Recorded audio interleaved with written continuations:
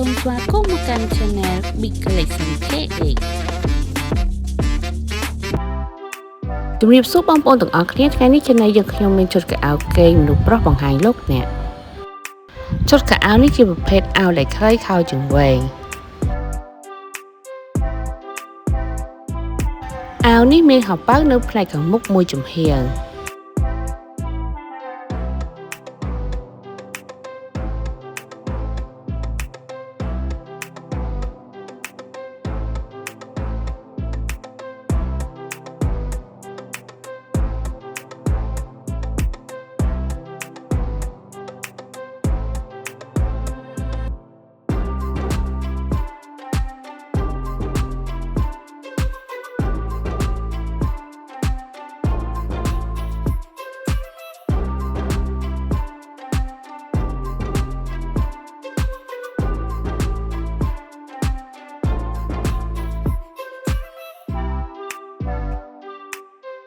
ពួកខោជាប្រភេទខោចង្កេះកៅស៊ូ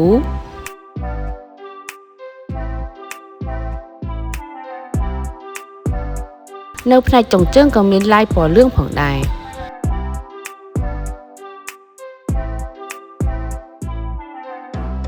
ម៉ូតនេះមានពីទំហំ size M រហូតដល់ 5XL មានពីរពណ៌មានពណ៌ខ្មៅ